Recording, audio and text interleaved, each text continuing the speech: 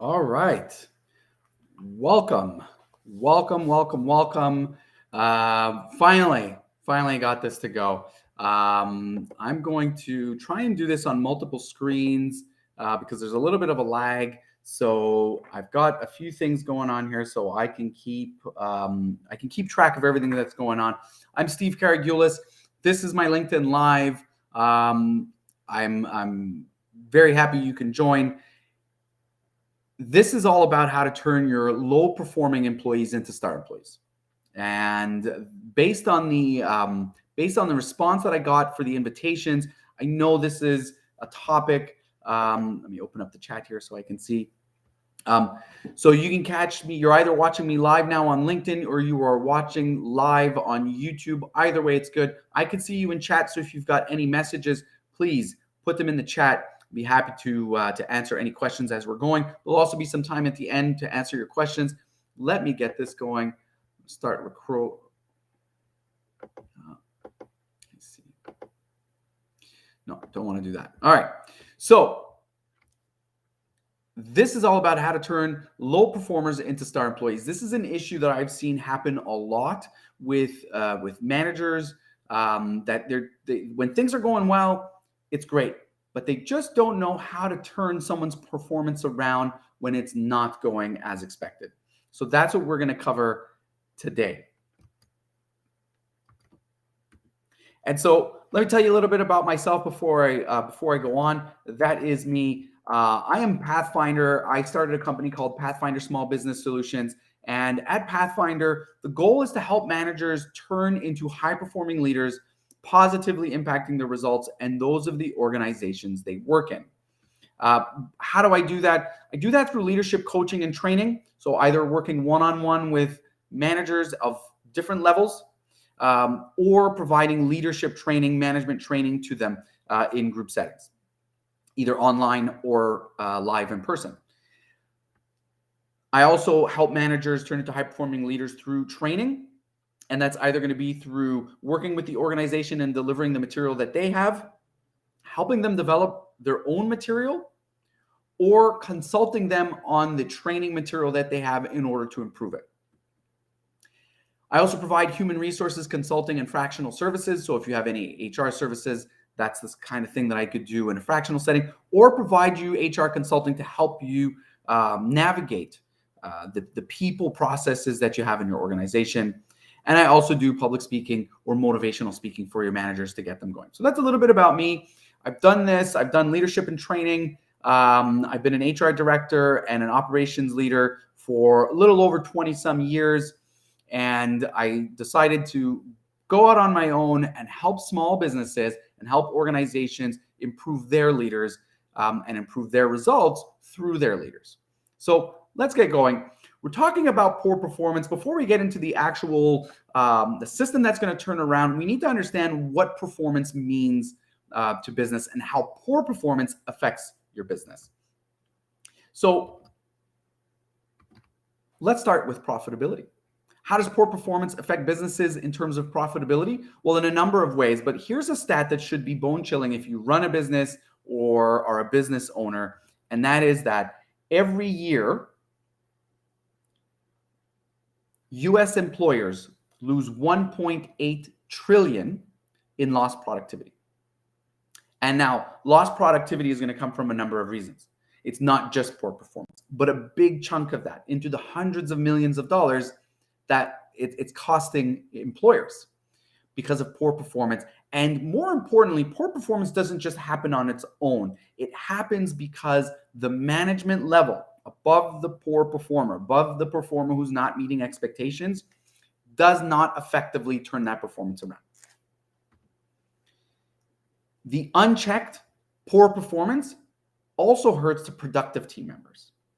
If you're a productive team member, if you've ever been on a team where you're a productive team member and there is another employee on that team, another team member who is not performing to standard and it's allowed to continue, you know what I'm talking about. That's going to hurt your performance. Now, it might not hurt your performance in the role that you're doing, but will affect your psyche, it will affect your motivation. And when we're looking at employment today, where there is an impact on engagement, Well, we have to wonder how much of that is being impacted because a lot of managers don't have the tools. They don't know how to turn poor performance around. How much does unchecked poor performance hurt productive team members? Well, 1 out of 5 people have left the job because of a poor work environment. Now, there are a number of reasons, a number of things that can cause a poor work environment. But the most common is ineffective leadership. Don't believe me? Well, 1 on 2 people quit because of their manager. They quit because their managers are ineffective at leading. 1 out of 2 people. And it's said all the time, people don't quit jobs, they quit managers. Well, it's to the tune of about 50% of people quit managers. So without effective management, good workers suffer. And I'm going to say this, I'm an HR professional. I've got decades of experience in human resources.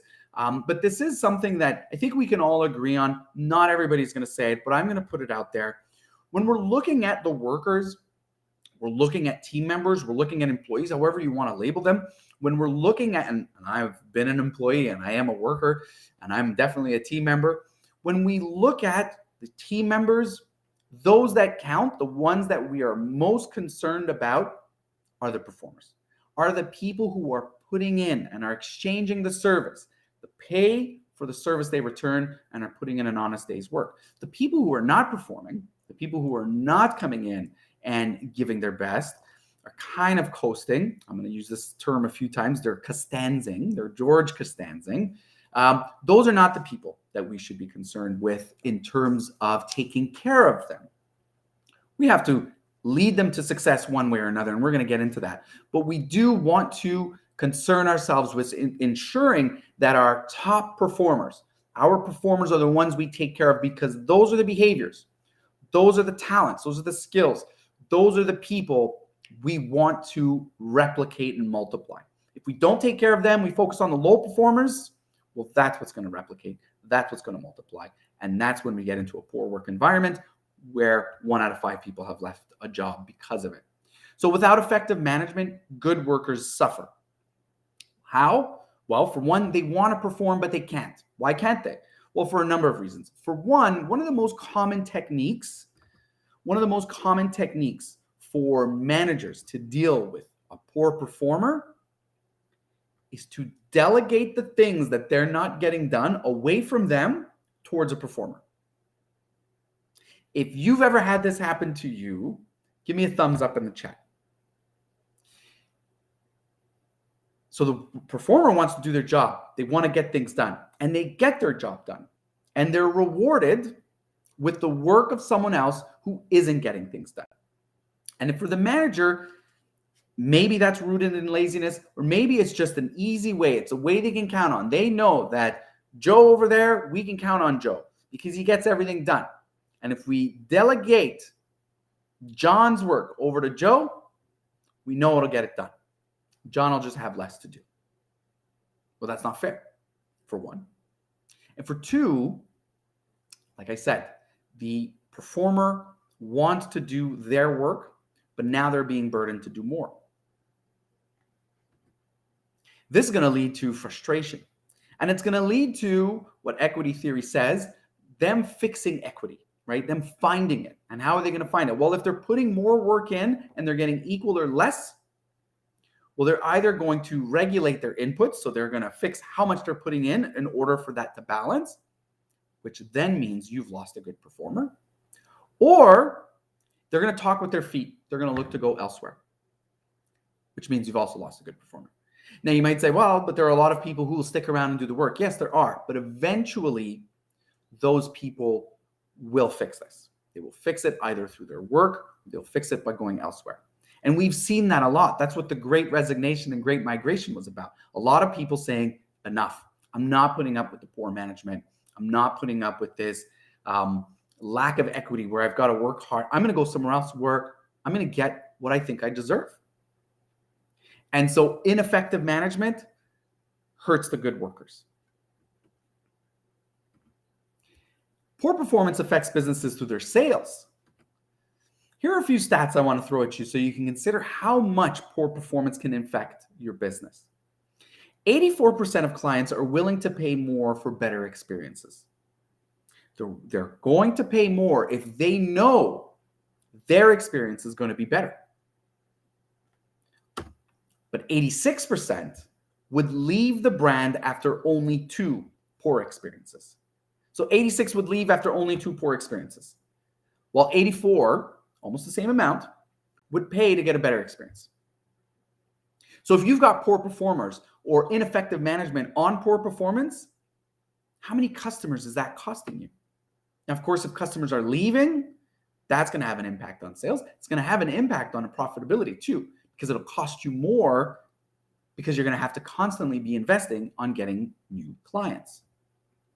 So negative customer interactions, well, like I said, loss of customers, decreased frequency. If you're not sure you're going to have a positive experience, for example, there's a restaurant you like eating at, service is shoddy at best, but they've got the best poutine. I'm from Montreal. They've got the best poutine. You may still order there, but you might not order there as much. Or maybe you just had enough, because now it's not just the service, but the product also has taken a hit, because poor performance doesn't stay in one area. It eventually consumes the whole business. And so you lose the customers, they decrease frequency, and you lose the revenue in the business. It's going to have increased costs because your marketing is going to have to maintain going after new customers, which is the most expensive way to build sales, is going out and getting new customers. So you're going to have an increase of cost. Just want to double check, make sure that everything is good here. All right. When you do something for the first time, you have to make sure things are working properly. And I'm looking on my phone as well to make sure I'm not getting anybody I know texting me to say things are not working. So that's always a good sign. And that's what I want to make sure that is working, that you're getting the experience. I'm double checking. This is just my nervousness from last week. Just do forgive me. And it's happening now. Perfect. All right. So increased cost, you're going to have to do more marketing, the expensive marketing, as opposed to maintaining your customers. You're going to have to invest more to bring in new customers. You may have to do more retention. So even more discounting, right? Or offering things that, I'm sorry, things didn't go to your expectation. Here, accept this, take this on us, et cetera, et cetera. That's going to increase your costs. And of course, poor performance, if it comes to any product, if you're producing anything, well, poor performance is likely going to lead to more inventory shrinkage, more waste, increasing your costs, impacting your bottom line.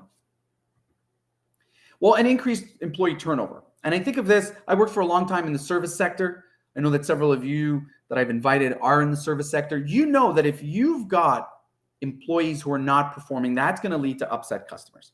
Nobody enjoys dealing with upset customers. If you're an employee, be it a low performer or a high performer, if you constantly have to deal with upset customers, chances are you're going to find somewhere else to go. That's going to increase your costs. I have another training that there is a 700 time cost. Okay, so it costs 700 times the hourly wage of an employee when you turn over. And that includes loss of productivity, recruiting costs, selection costs, training, mistakes, and so on. So again, and then if you don't have enough staff, well, it's going to be harder to give the customers the service and the product and the speed that they want, further degrading the quality of their interactions, further increasing their concerns and complaints, putting more pressure on employees, further impacting employee turnover. The reality is poor performance is a downward spiral. And it impacts many aspects of the business. And of course, brand damage or reputation damage. If, as a customer, I have a bad experience, we used to say, and this was before the world of social media, that a customer with a good experience will tell two people, and a customer with a bad experience will tell 10. What does that mean today in the era of social media? Well, that can have a huge impact on your brand, on your reputation, if you become known as a place where service is not dependable.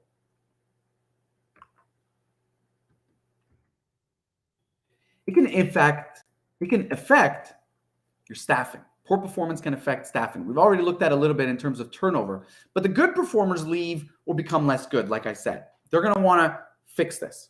So they're going to want to sort this out so that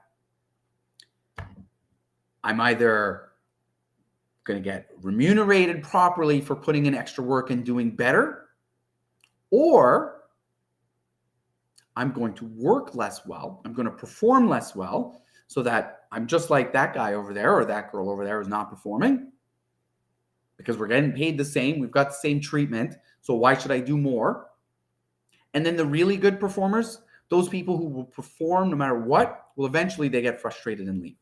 And I know this. I've lived through this experience and I've seen many people. And if you've lived through this experience, please give me a thumbs up or say yes in the chat.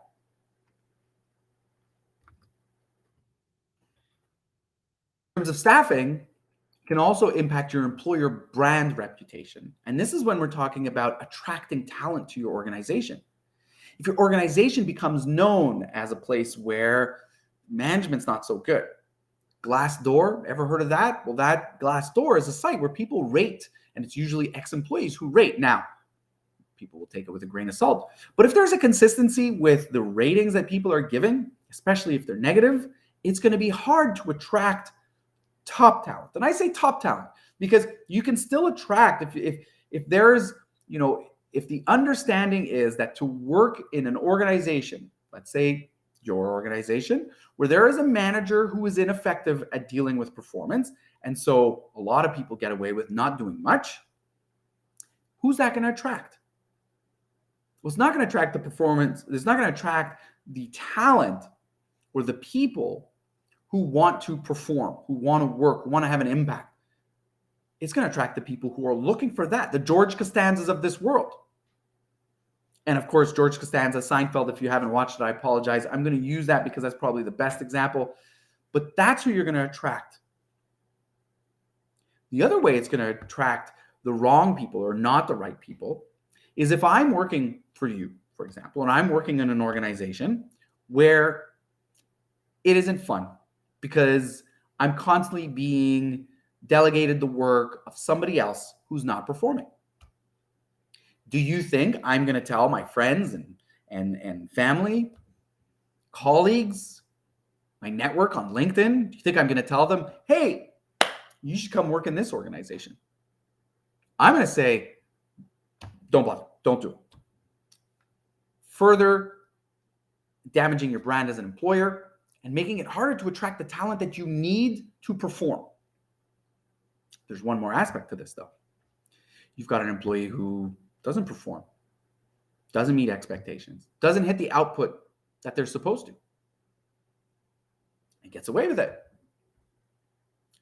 They are more likely to refer their employees because they're having a grand old time. And so by them telling their friends and family and colleagues, hey, you should come work here, the chances are you are attracting the talent that you don't want. And so again, downward cycle, downward spiral. Not only will you attract less good talent, but the chances are you're going to attract less talent. That's going to lead to staff shortages or talent shortcomings, meaning they can't do the work properly.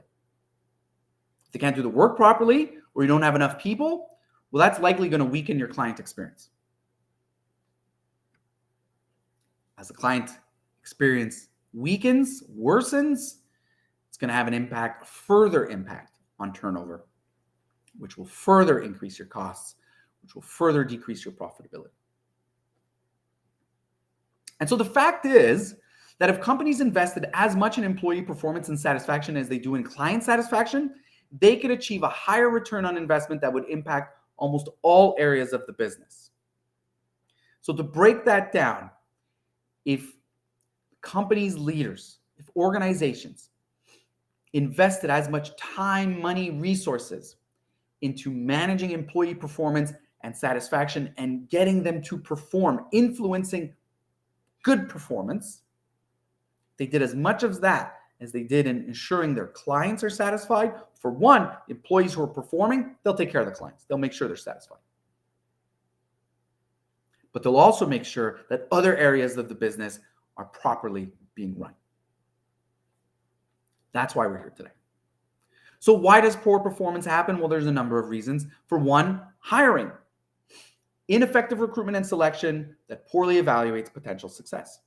And so if you're recruiting ineffectively, well, you might not be attracting the right people, or you might not be attracting enough people, which then leads to a poor selection. If you've got to fill a position because it's impacting your operations, but you only get 5 candidates, you've got 2 choices. One, you don't hire. You leave the opening, further impacting operations. Who's that impacting? More likely your higher performers than your low performers. That's the first thing. So if you're not attracting enough, there's an impact. Or you hire one of the people, and this happens a lot. We hire. It's not exactly what we're looking for, but it's what we got. So we're going to hire. That's called hiring a warm body. We're going to hire this warm body. We're going to bring them on. You got the wrong person on, right? Getting the wrong people on the bus, probably going to lead to getting the right people off the bus. Downward spiral. If you don't have the right people, it is hard to get the right performance. There could be ineffective or inadequate training. You may have attracted and selected the right people, evaluated them based off of their potential success on the job versus their performance in the interview. Your managers know how to do that, which most don't. But your managers made the right choice. They brought the right people on.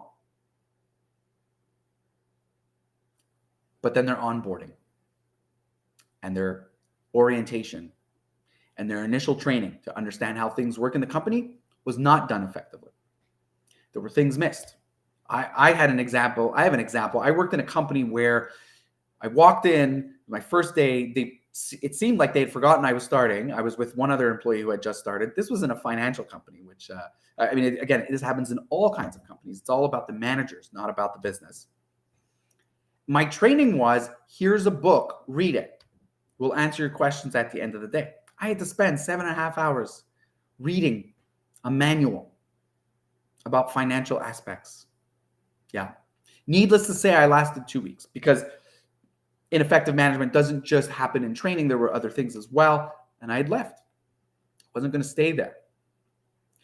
But had I stayed, and this is one of the reasons why I left, I didn't feel I was being set up for success. I was kind of like, here, just figure it out as you go. Well, what happens is when I'm dealing with customers, I've got to figure it out on the go. I'm probably not going to be successful every time. I'm going to have to learn as I go. It means I'm going to learn from my mistakes. So that leads to poor performance, ineffective, inadequate training. There's also sometimes you've got right training systems. You've got the program. You've got the plans.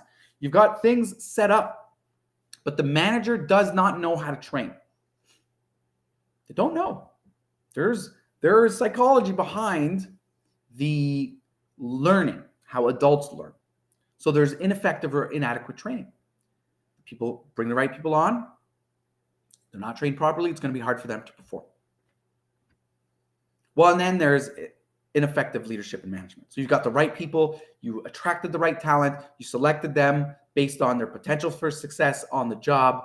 You've provided them great onboarding and great initial training so they know what they need to do, but then they're not led properly.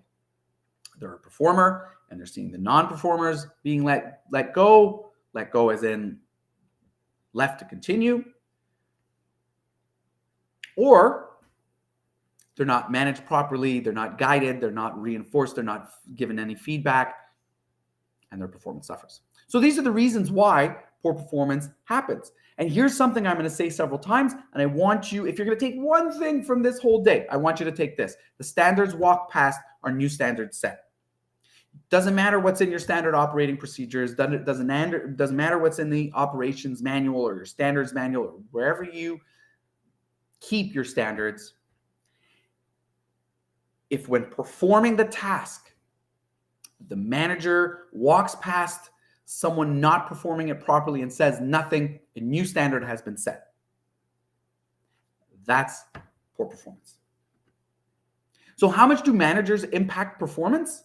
Well, I put this beautiful chart here from the Harvard Business Review, but let me break this down for you to the two most important things.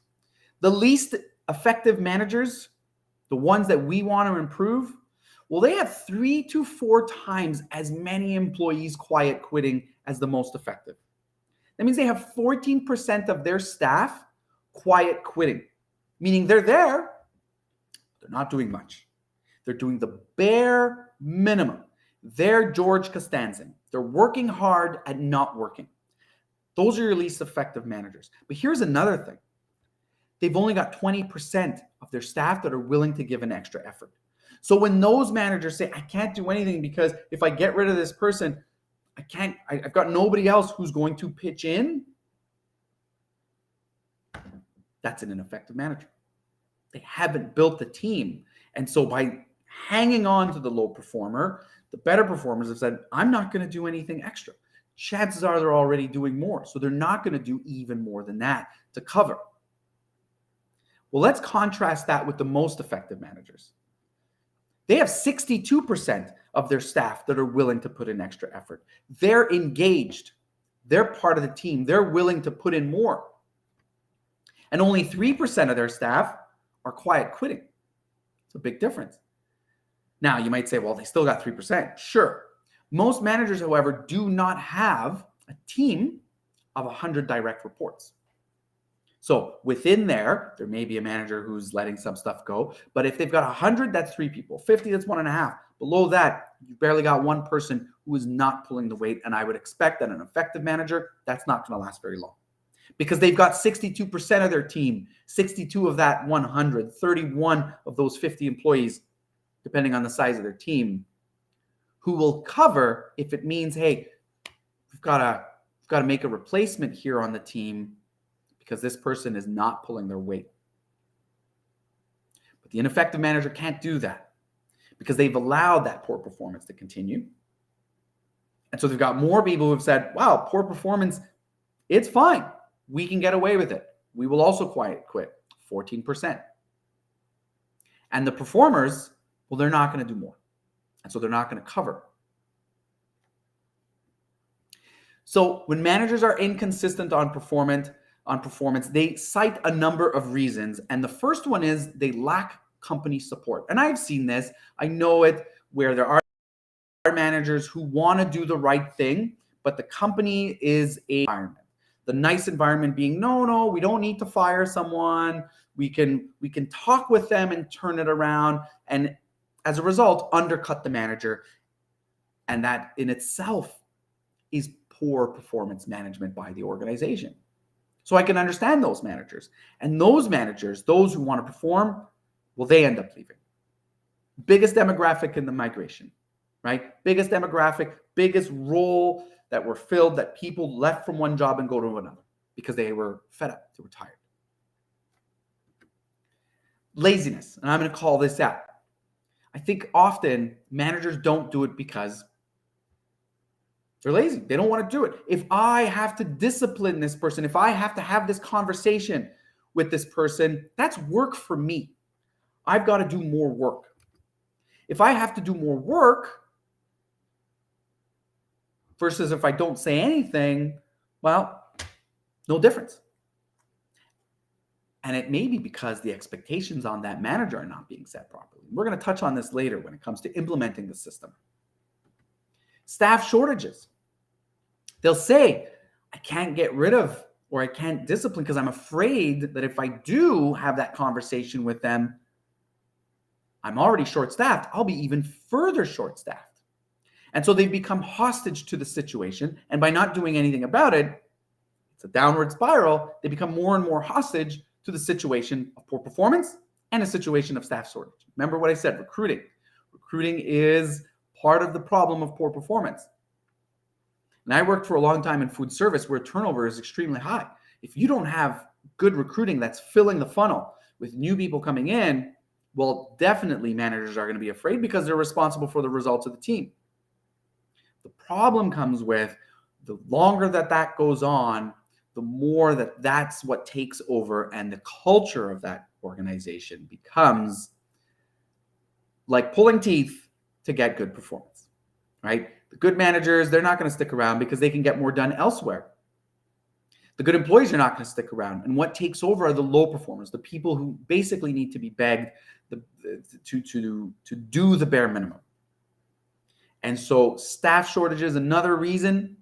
But again, that's not a good one in most cases. It's because, hey, I've got staff shortages. If I do it, I've got nobody to cover. And as we saw with ineffective managers, they've got nobody to cover because they've allowed this to go on, and the people, they've done enough. They don't want to do more.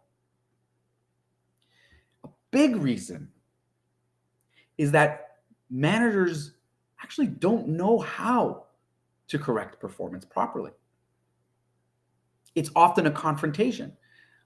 In the course that I teach in the Pathfinder Leadership Training Program, this is a full course, I talk about many of the methods that are used by the managers in managing performance currently before they learn the positive performance system. And that is, one of them is the see and slide. They see something, they know it's not right, but they slide on by because they don't want to deal with it. Another one is, I let it pass until I've had enough and then I explode. And neither of those are going to be good. See and slide, well, that's setting a new standard. And the letting it go until I've had enough, well, that's not good because there is a chance that the employee actually didn't know that they were doing anything wrong. So when they approach it in a very heavy-handed way or an emotional way because they're angry, they've damaged the relationship and caused another issue in the performance of that employee. And so most managers, or a lot of managers, don't know how to effectively manage performance. They don't know how to correct it. And so they avoid it. Or when they do it ineffectively. Many managers haven't been trained in leadership, and this goes along the same lines of that. Many managers are promoted because they're efficient in their jobs. They're good at what they do. They understand the job. They've been here for a long time. So let's promote them. But they're not actually trained to become a manager. They're not actually trained to lead other people.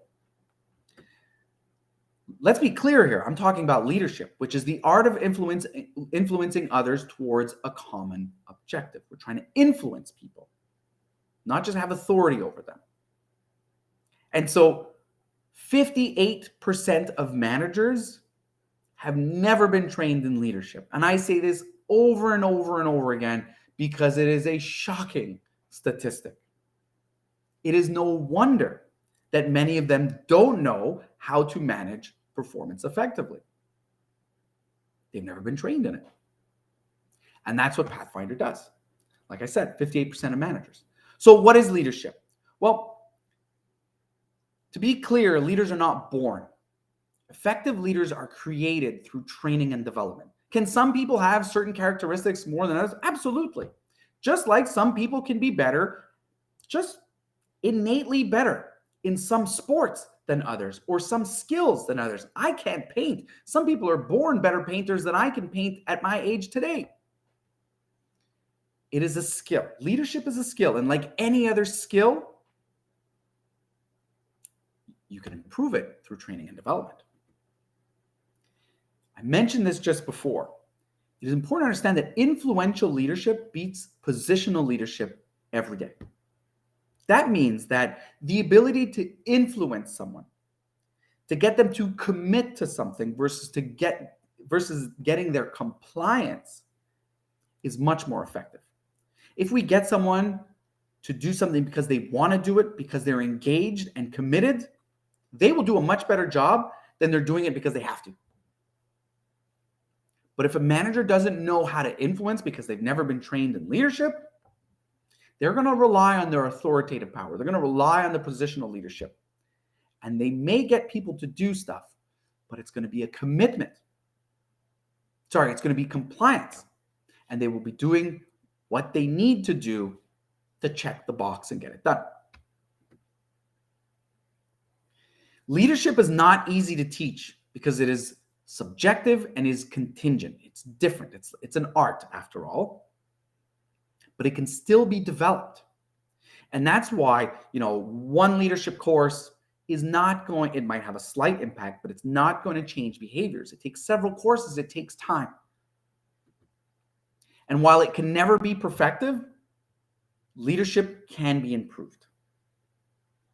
And that's why we say effective leaders are always developing, whether it's through taking courses like the Pathfinder training, whether it's following podcasts, whether it's reading books, or whether it's attending live sessions like this one today.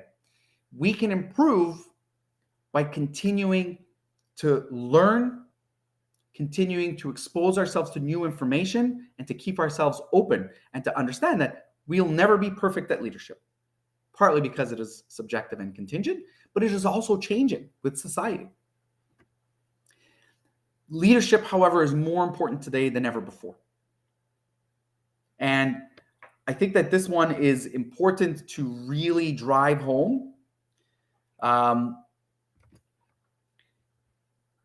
We are dealing with issues today that we didn't in the past. And I'll give you an example. In the past, people got a job in a company and could stay there their whole career. And it still does happen occasionally, but not that much. Now, that's not a leadership issue in itself, but it does paint the picture of how important a leader is. If you have somebody who's in a role for 20 something years and year on year, the company grows because the economy is growing at that rate, leadership is a little bit less important because the person working says, I stay here, I've got a retirement at the end, I'm growing every year, my salary's going up because the company's going, everything's great. Companies don't work that way anymore. They cannot guarantee their growth. And so people leave, people get laid off, people change careers. And so the leader's role to get people engaged, to get them firing on all cylinders, get the team all rowing in the same direction is that much more important. And I heard something, I believe it was yesterday, that said, we are now in a time of crisis. And it's not to say that this is a crisis right now, but we are going to go from crisis to crisis. And I'll give you an example. The pandemic was a crisis. And it took creativity, it took leadership, to just not have another word better than that, to be able to navigate it. And the companies that had the strongest leaders, the most visionary and creative leaders, kept their people, kept them productive, and kept going forward.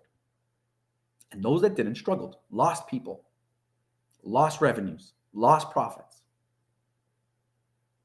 Climate crisis, a recession or not, a labor crisis. These are all crises that we are going to have to deal with, and the quality of the leadership that we have in our organizations is going to help us navigate it.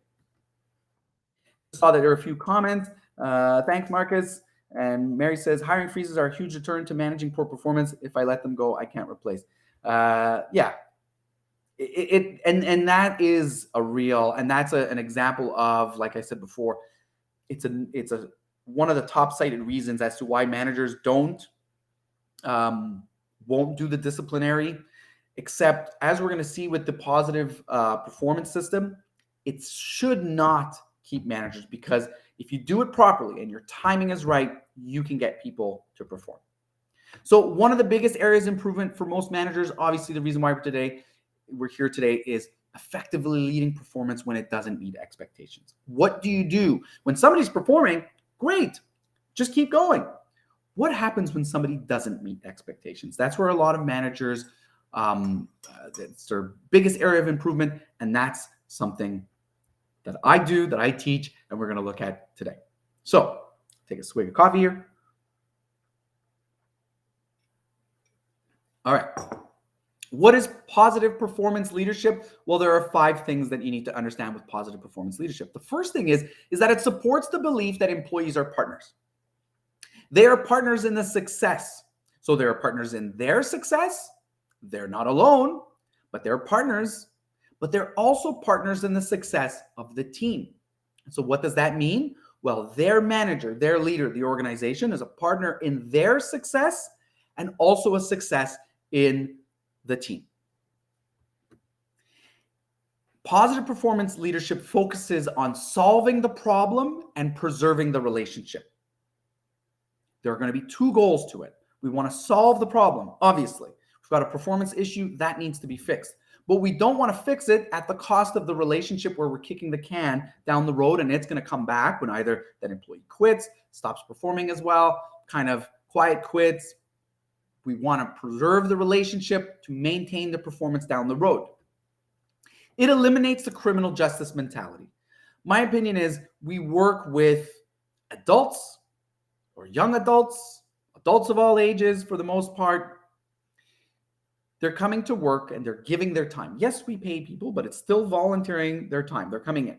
We don't need to proceed with a criminal justice mentality. I never understood managers who said, oh, this person's not doing this. I need to put a consequence.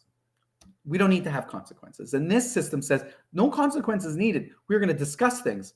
The consequence in the end comes down to if it continues, you're not going to be here much longer because we need you to perform. But it's eliminating the crime and punishment. There's no punishment in this. We have discussions and there could be consequences in the sense of, well, you work on this project. This is a project that a lot of people want to be on, but you're not performing to the level that we need for the people on this project. We're going to need to reassign you to another project, maybe one that less people want to be on. That's not crime and punishment. That's a consequence to low performance. And that's what this does.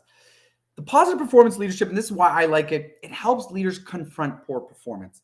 It's helping them, and we'll look at it through preparation, building their confidence, to get them to get in front of the person who's not meeting expectations. So they're not setting lower and lower standards, but they're making sure the standards stay put. And that brings us to the fifth point, which is it protects the good performers from ineffective leadership, because that's who we care for. We want to make sure our good performers perform better. So I'm going to give you an analogy that can help you understand the system and the goals that we're trying to achieve. Imagine you've got a neighbor and your neighbor has a dog. And your neighbor's dog is kept chained up, but a long chain. And it's a mean dog. And so your kids are afraid to play outside. Your Uber Eats and Amazon delivery people, they don't want to come because they're scared of the dog. The dog is fertilizing your lawn and digging up your plants.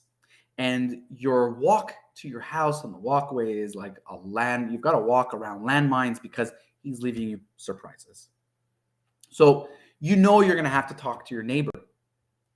Your conversation is going to have two goals. And those two goals are simple. The first one is you need to solve the problem. You got to get your Uber Eats when you're ordering it. You want your Amazon Prime. You want your kids to play outside. You want your grass to look green without burn spots and poop everywhere, etc. But here's the thing. Your neighbor lives next to you. You can't just go over there and stomp and scream if you want to get things done and continue to have a good relationship with this person who lives next to you and has this big scary dog. So you have a second goal. And the second goal is you need to maintain the relationship. It's the same thing with this system. When we have a performance issue, we want to solve the performance issue. But we want to maintain the relationship because we want to continue to work with this person. If we've effectively recruited and selected, this is someone who's going to work out on this team. So we want it to work out. Solve the problem, maintain the relationship. Two goals. So how do you approach poor performance? Well, timeliness. Remember, the standards we walk past are the new standards we set. So we want to make sure that when we see something, we say something. But we ask questions first. We don't quickly say, you're doing that wrong. Maybe the person didn't even know about the standard. So we ask questions. So for example, I worked at Domino's Pizza and there was a uniform standard. If you walked into a store and somebody was wearing blue pants instead of black pants, you didn't automatically say, those pants are wrong. You got to go home now. You start by saying, hey, the standard are black pants. How come you're wearing blue? Get them to talk to us about it so that we can know maybe they didn't know. And if they don't know that standard, gives us an insight to maybe their training isn't very effective. Or we can understand their situation. It's like, I had black pants, but I poured bleach when I was washing the floor yesterday, and now they're all spotted, and I didn't want to wear those, so I put these ones on instead. We've got an understanding. See how just that step alone can help maintain the relationship. And we're going to give the benefit of the doubt. By giving the benefit of the doubt, we're treating our employees with success and we're involving them in their success. We're treating them with respect and we're involving them in their path to success. We give them the benefit of the doubt because it could be the training. And so we always want to assure that it's not a lack of communication or a lack of training that has led to the poor performance. If it is, we deal with it that way. We don't even get into disciplinary discussions. We deal with the knowledge. The second one is we want to be specific. What is the performance gap? We want to make sure that it's clear. This is what's expected. This is what's actually happening. So that we're painting a very clear picture. What is the impact on the customer, the business, and the team? We want to make sure that the employee knows that this isn't just some random rule. This actually impacts our business, or it impacts our customer, or it impacts your teammates. So that they know that their performance or lack thereof has consequences. And we want to be clear on the issue. We want to make sure that the issue is understood. I've always said it should be objective enough that we can take a picture of it, that we could record it, that we can show clearly, objectively that there's an issue. And we do that by classifying it should be conduct, attendance, or results. So those three, make those clear. Being specific allows the employee to understand. And then we want to increase accountability. We start at the outputs. And what I say by this, I help managers, I let them know, focus on the outputs. If you have a team member and they're hitting their outputs, they're hitting the goals that you've set, we don't worry about the inputs. As long as the legal and ethical rules are being followed and they're hitting their outputs, we're good. Don't get into micromanaging. Don't start investigating. If somebody can get something done in 6 hours, it takes somebody else 7, good for them. They're just more effective. They're just more efficient. And we should be finding out what they're doing so this person can do it in 6 as well. But we move to inputs when the expectations are not being met because we want to help them with success. We want to see, well, how are you doing the job? How can we help? Maybe there's some fine tuning we can do to make you more productive so that you can hit your targets and you could be successful. But we don't get into the fine details if we don't have to. It's also important that the leader understands their role in the team's failures and successes. They need to understand that they're a part of it. Too often I hear managers say, oh, my team, and blah, blah, blah, and they speak poorly of them. And I say, but this is your team. If you're speaking poorly of your team and you're saying, they can't do this or can't do that, whose fault is it? Whose responsibility is it? And if it's one person, yeah, maybe you can say that one person's not getting it. But when you say it's your team, guess what? As the leader, it's probably you. So we need to make sure leaders understand that they are part of and they are accountable for the failures and the successes on their team in part, if not in whole. So before the discussion with the employee. So now we've had the first discussion, we've determined, it was a training issue. And the next time you see the person with those blue pants again, and they say, oh yeah, I didn't know. Well, now we know that's not the case. Now we're going to have a disciplinary discussion, but we're going to prepare for this discussion. And that's one of the areas where managers fail. They don't know how to prepare. And so going into an uncomfortable conversation without preparation will reduce their confidence and make them avoid that difficult conversation, that uncomfortable feeling. So in this system, we have a performance discussion worksheet that the managers use to prepare for the discussion. And it's just a guide to help them in preparing the proper steps. We're looking at what are the facts?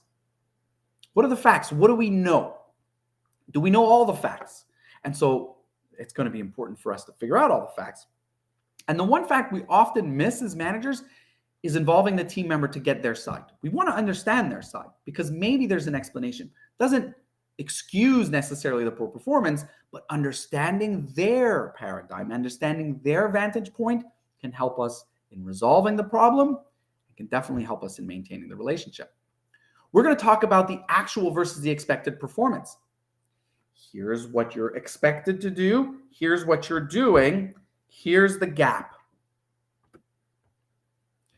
We're going to prepare good business reasons why the issue must be resolved.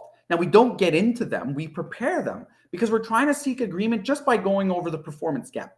But if they don't agree that there's an issue and they don't agree that it should be corrected, well, we get into well, here's the impact on the team, the customer, and the business. And here are the good business reasons why we need to have this resolved. If they still don't agree, well, again, this is all the stuff we prepare for just in case. If they still don't agree, well, now we're going to talk about logical consequences if the performance doesn't improve.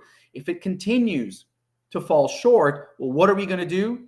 Well, here are the steps, and we're going to get into that all the way up to and including termination if we have to. We're going to be ready to discuss those if the employee doesn't agree that there's an actual performance issue. Remember that proper preparation prevents poor performance. And so that's what we're doing by having this. We're helping our managers prevent poor performance through preparation. It allows the leader to be confident in the discussion and the approach. With that confidence, they're more likely to execute that discussion. They're less likely to avoid it. So the performance discussion means that the team member and the manager are both involved in the turnaround of performance. It starts with saying something like, I have a problem and I need your help. I have a problem as a manager. I have a problem because my team, they're not all meeting expectations. And your problem as an employee is partly my problem. And I need your help to solve that. That's what we're saying there. This acknowledges the leader's role to support the team towards success. Saying, I'm part of your success because it's partly my problem. It helps drop the defensiveness of the team member. The team member, I need your help. How can I help you? Right? It's no longer you've got a problem. It's I have a problem. I need your help to resolve it. And we do. And so we're going to drop defensiveness because people are always willing to help. We're going to discuss the performance gap. Like I said, what is the expected? What is the actual performance? But instead of just saying, here's expected, here's the actual, here's how you fix it, remember, like I said before, we ask questions. We get them to tell us about it. I remember I did this. I've used this system for well over 20 years. And I remember when I was a store manager, this is how far back it goes, I had an employee who was really good, and then he started showing up late. He was supposed to start at 5, wasn't showing up at 5 anymore. He was showing up at 5:08, 5:10. And when you work in food service, timing is important. So instead of just saying, you're late, you better show up at 5. I had this. I said, hey, you're supposed to start at 5, but I've noticed the last couple of days you've showed up a little late. The first time I get it, sometimes people are like, because of traffic, but it's the third time in a row. What's going on? He explained to me how because of new responsibilities at his other job, it was harder for him to leave on time to get to this job on time. Well, the solution was simple. Okay, so if I started you later, do you think you could make it on time? Yeah, I wouldn't have a problem. Great. So if I put you at 5:30, you wouldn't have any issues being here on time. No, not at all. Okay, would that work for you? Works for me. Works for me too. We have an agreement. We didn't have to get into the business reasons. We didn't have to get into the consequences because discussing the gap in what I needed from him and what he was delivering led us to a solution. Adjust your schedule, you show up on time. Now, if it continues, well, now we have another discussion. Now we have another problem as well. Because you said if I did this, we wouldn't have the problem. And I did this. That was my end. But you didn't hold up yours. Now we have a second problem. How do you get managers to follow this system? Well, you learn it and you use it yourself. If you're the president of a company all the way to the shift manager or whatever your organization's hierarchy is like, you learn it and you use it yourself. It is important to have timely, specific, and honest communication about performance and make it the norm. This is the way we do things throughout the organization. It doesn't work if you don't have the buy-in from the top. You introduce it to managers.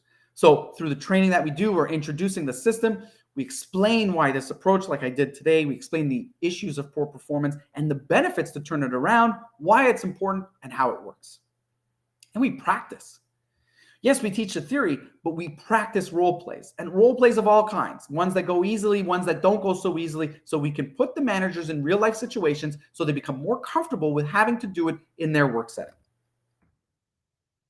We make it the standard approach to poor performance, and this is where a lot of organizations fall.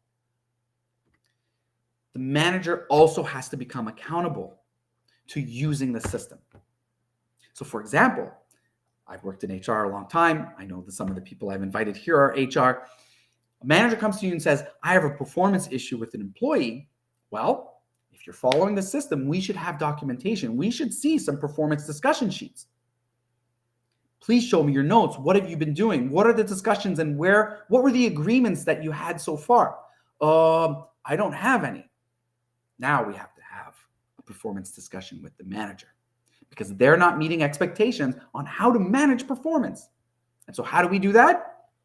We set the example as the leaders and we have a performance discussion with them, letting them understand that the expected performance is that you use a performance discussion or the positive performance leadership system. The actual is you weren't. Tell me about it. And we use the same system.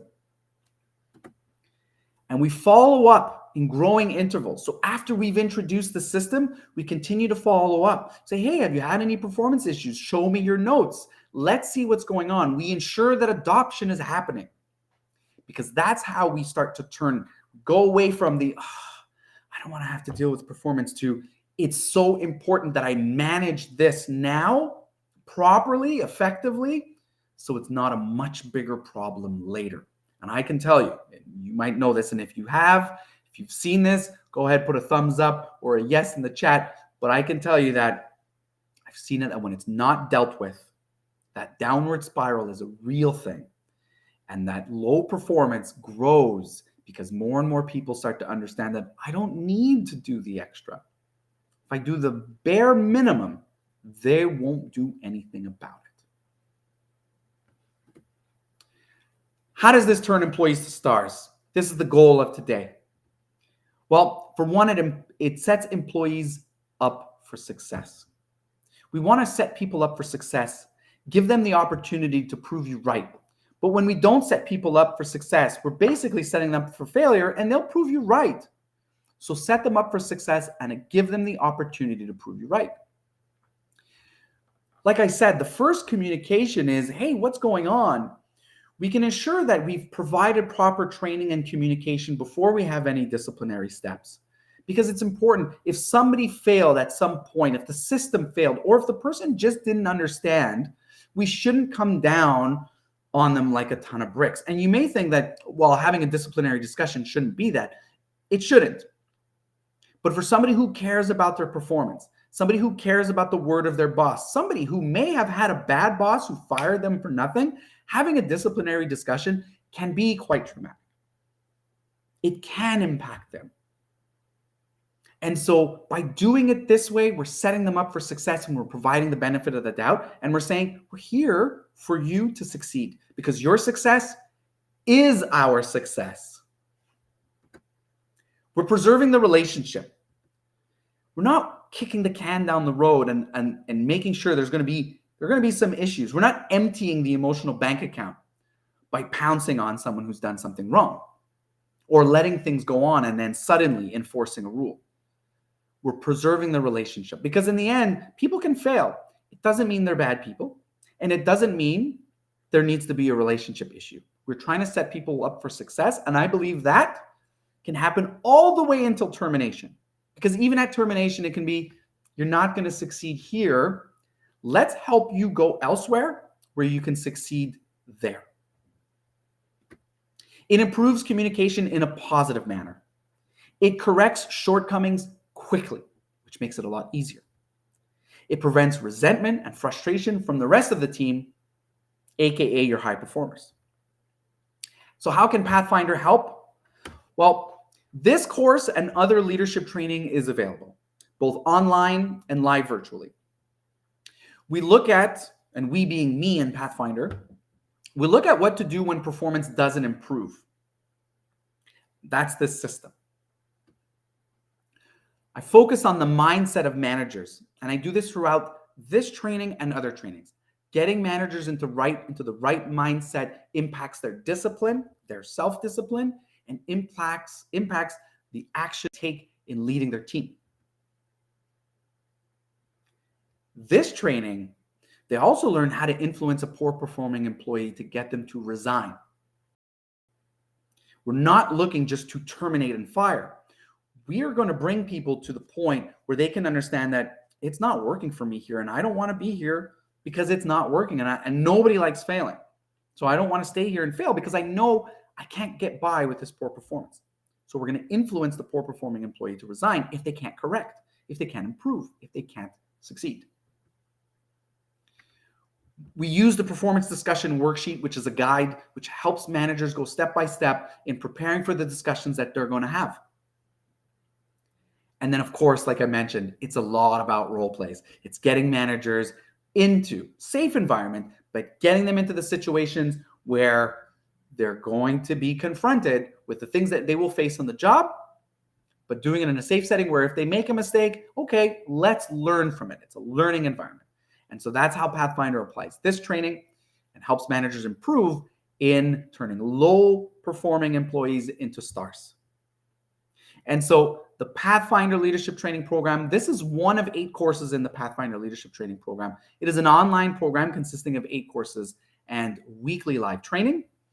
The courses are goals and planning, so it helps managers set up their goals and create their action plans. It teaches them how to recruit effectively, how to select for job performance, not interview performance. It teaches them the fundamentals of leadership, effective communication, and how to influence with communication, how to communicate using technology, being text and email, and how to manage conflict or resolve conflict. It teaches them how to coach and how to train. A lot of the things I talked about today. It's got this course, Leading Employee Performance, and then there's an introduction to small business finance as well. And there are weekly live trainings every Monday for an hour that dive deeper into each of these topics and allow for live Q&A. This is how Pathfinder can help you. This is how I can help you. If you see this in your organization as a need, please drop a comment, DM me. We can have a conversation. There's no obligation for you, but at least you'll know what the solutions are out there. I provide leadership training, one-on-one high-performance leadership coaching, leadership and HR consulting, fractional HR services, training and development, and motivational speaking. How can you turn low performers into star employees? That was this session. I'm going to stop sharing now to see if anybody's got any questions. I've gone a little bit over the hour. Hopefully there's some of you still around. What have you done to help the person be successful? What have you done to help the person be successful? That's a question to something that I had said. If you can add to that, Mary, I'm not sure exactly. If you've got any questions, like I said, put it in the chat or send me a DM. I'd be more than happy to answer. I'll give it another minute or so. And if there are no questions, I thank everyone. Thanks, Nicole. I thank everyone who's attended. I thank everybody who's, hopefully you learned something out of it. Remember, if you didn't learn anything else, the one thing I really hope you learned, the standards you walk past are the new standards that you set. So make sure that your managers, that you as a leader and your leaders working for you have the training and the skills, the abilities to be able to correct those standards, solving the problem while maintaining the relationship. Oh, yeah. Okay. So in HR, when somebody comes to you with it, you ask them, what have you done to help the person be successful?